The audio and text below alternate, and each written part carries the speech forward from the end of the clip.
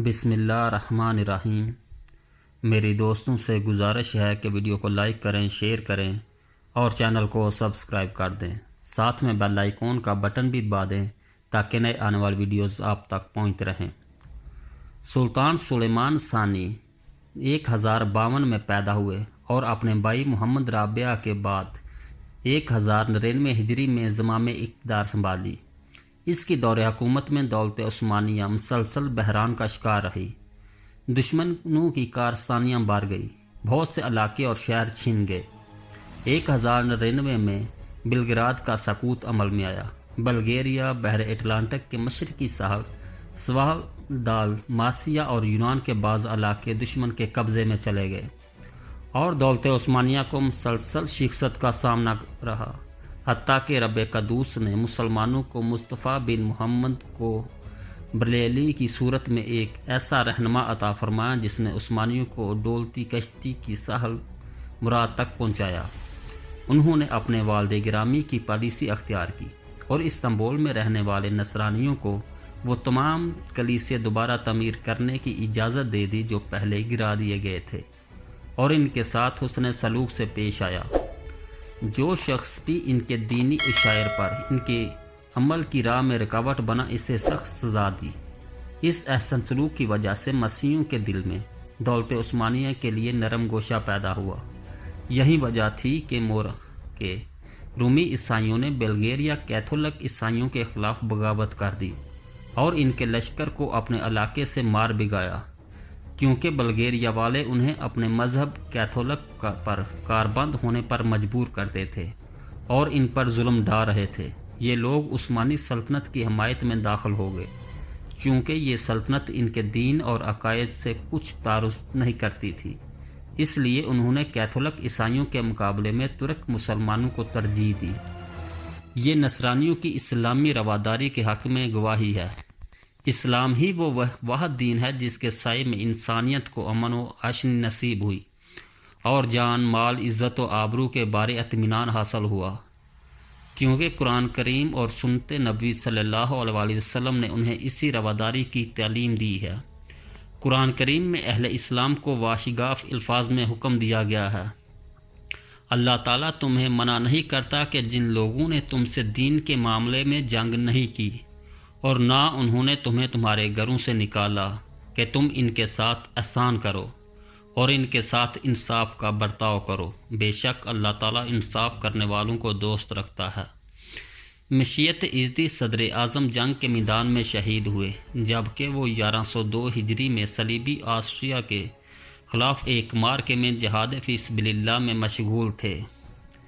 سلطان سلیمان ثانی 26 رمضان مبارک 1102 ہجری کو سلطان سلیمان ثانی اچانک فوت ہوئے۔ ان کی عمر 50 سال تھی اور مدت حکومت 3 سال 8 ماہ۔ انہیں اپنے دادا سلطان سلیمان اول کے احاطے میں دفن کیا گیا۔ سلطان سلیمان ثانی کی وفات کے بعد اس کا بھائی سلطنت عثمانیہ کا فرمانروا مقرر ہوا۔ سلطان احمد ثانی اپنے بھائی سلطان سلیمان ثانی کی وفات کے بعد سریر عراء ہوئے۔ اس کے دور حکومت میں صدر اعظم مصطفیٰ بریلوی شہید ہوئے، جو دولت عثمانیہ کے لیے ایک عظیم عطیہ تھے۔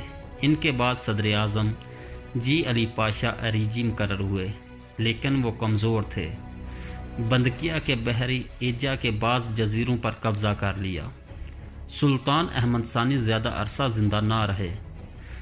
1106 کو ان کا وصال ہوا۔ ان کے مختصر سے عرصے سے جنگ و جدل اس دور کی فوجی نوک جھوک کا پتہ دیتی ہے۔ ان کی وفات کے بعد ان کا بھتیجا مصطفیٰ ثانی محمد رابعہ تخت نشین ہوا۔ 1174 میں پیدا ہوئے، 1106 مطابق 1694 میں خلیفہ بنے۔ آپ سلطان محمد رابعہ کے بیٹے تھے۔ ان کے دور حکومت میں مشرقی یورپ کے علاقوں سے اسلامی توسیع کا سلسلہ سمٹنا شروع ہو گیا، کیونکہ ایمان اور روح جہاد میں کافی حد تک کمزوری آ گئی تھی اور امت مسلمہ میں ہزیمت کے آثار نمایاں ہونا شروع ہو گئے تھے۔ اس دور میں دولت عثمانیہ کے علاقوں پر صلیبی حملوں کا زور بڑھ گیا۔ انہیں کے دور میں 1110 میں روس کے ساتھ دریائے دانوب پر زگرب کے جنوب مغرب میں واقع کارلوفنس کے معاہدے پر دستخط ہوئے، جس کی روح سے عثمانیوں کو ہنگری کے علاقوں اور ٹرانسلوانیا کے صوبوں سے پیچھے ہٹنا پڑا۔ دولت عثمانیہ کے بعض حکام کی تاریخ میں یہ معاہدہ ایک بہت بڑی آر ثابت ہوا، اور یہ معاہدہ کیا تھا اس علاقوں سے پسپائی جن میں مسلمان بستے تھے۔ گویا مسلمانوں کو ایک ایسے دشمن کے رحم و کرم پر چھوڑ دیا گیا جس کا دل شفقت و رحمت سے یکسر خالی تھا۔ اس پسپائی کو دیکھ کر ان تمام ملکوں نے جزیہ دینے سے انکار کر دیا جو آج تک دولت عثمانیہ کو جزیہ دے رہی تھی، اور ان کا ہاتھ مسلمانوں کے ہاتھ سے نیچے تھا۔ نصرانی ملک عثمانیوں کے مقابلے میں اٹھ کھڑے ہوئے۔ ان تمام نے اس عظیم سلطنت کو نیچا دکھانے اور اس کے علاقوں کو باہم تقسیم کرنے کی غرض سے ایکا کر لیا تاکہ مسیح علاقوں میں اسلامی توسیع پسندی کا ہمیشہ کے لیے خاتمہ ہو جائے۔ عثمانیوں کا اپنے مقبوضہ جات سے دستبردار ہونا در حقیقت یورپ سے انخلاء کا اعلان تھا۔ اس پسپائی نے ان کے زوال و انحطاط پر مہر تصدیق ثابت کر دی۔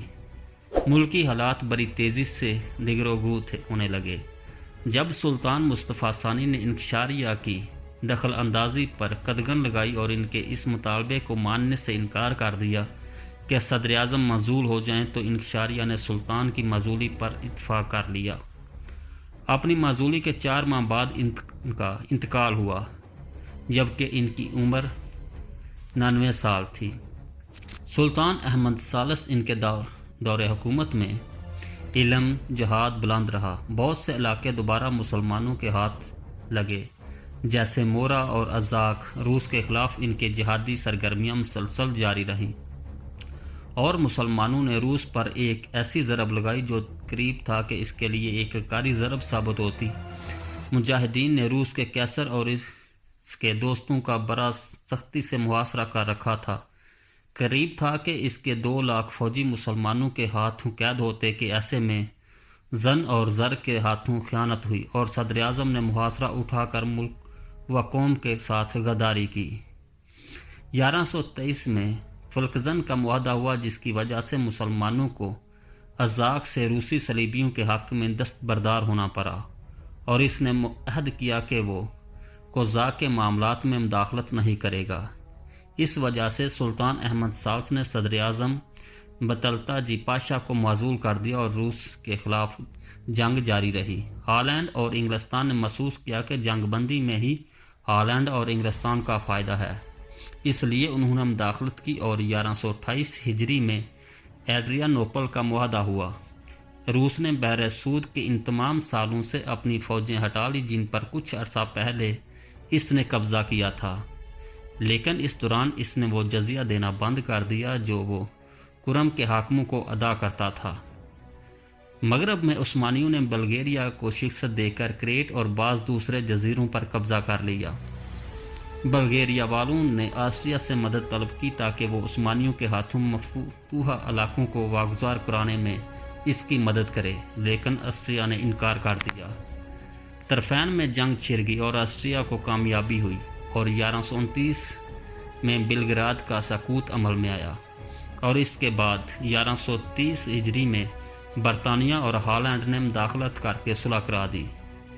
بسار و فتر کے معاہدے کی وجہ سے آسٹریا والوں نے بلگراد عثمانیوں کے ہاتھوں سے چھین لیا، اور اس کے علاوہ سربیا کے کئی علاقے اور افراد کا بھی ایک حصہ آسٹریا والوں کے ہاتھ لگا، جبکہ ایڈریاٹک کے مشرق میں واقع دالماسیا کے ساحل بلغیریا کے پاس باقی بچ گئے، اور مورا پر عثمانیوں کا دوبارہ قبضہ ہو گیا۔ اس صلح کی وجہ سے کیتھولک مذہبی رہنماؤں کو عثمانی علاقوں میں وہ پرانی مراد پھر سے حاصل ہو گئی جو انہیں بہت پہلے حاصل تھی۔ اس وجہ سے ان پادریوں اور آسٹریا کے عیسائیوں کو دولت عثمانیہ کے معاملات میں مداخلت کا موقع مل گیا۔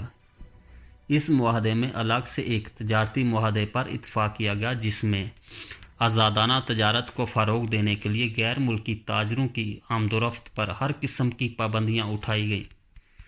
جب روس نے دیکھا کہ عثمانی کمزور ہو چکے ہیں تو اس نے بھی اپنے تاجروں اور بیت المقدس کے زائرین کے لیے عثمانیوں سے اجازت طلب کی تاکہ وہ ان علاقوں سے بغیر کسی قسم کے مالی اخراجات کے گزر سکیں۔ اس مطالبے کو منظور کر لیا گیا۔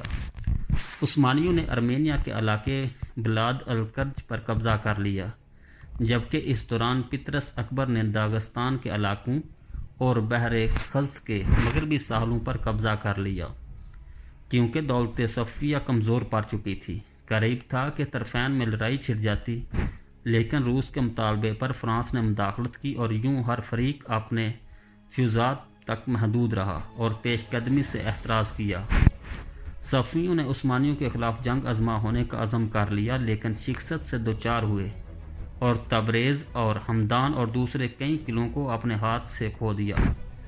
پھر 1140 ہجری میں صلح ہوئی اور اس عرصے کے دوران انکشاریہ نے بغاوت کر دی اور سلطان کو معزول کر کے اس کے بھتیجے کو اس کی جگہ خلیفہ منتخب کیا۔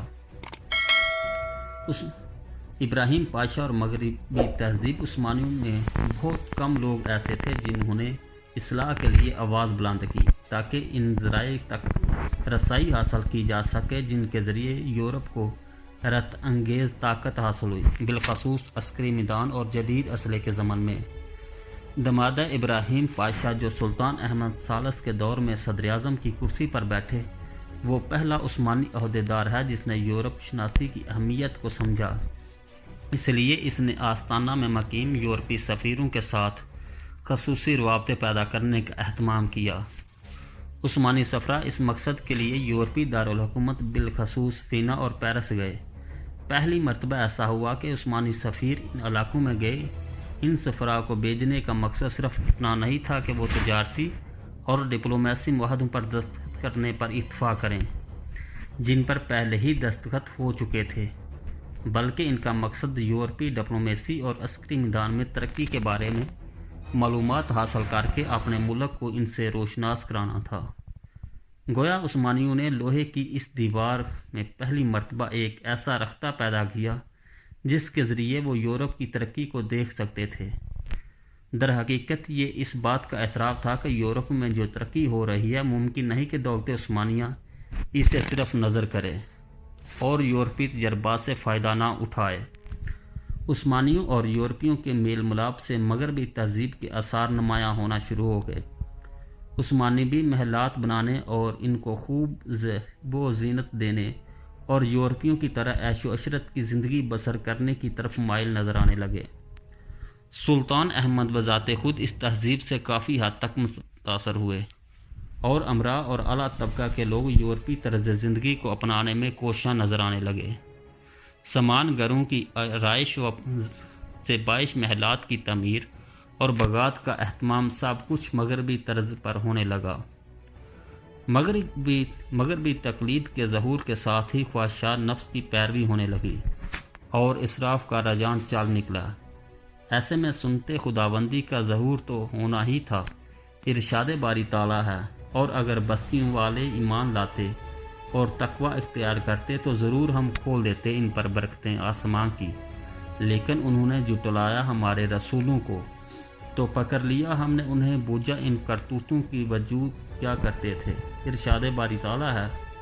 اور جب ہم نے ارادہ کرتے ہیں کہ ہلاک کر دیں کسی بستی کو اس کے گناہوں کے باعث، تو پہلے ہم نبیوں کے ذریعے وہاں کے رئیسوں کو نیکی کا حکم دیتے ہیں، مگر وہ نافرمانی کرنے لگتے ہیں، اس میں تو ہم پر واجب ہو جاتا ہے ان پر عذاب کا فرمان۔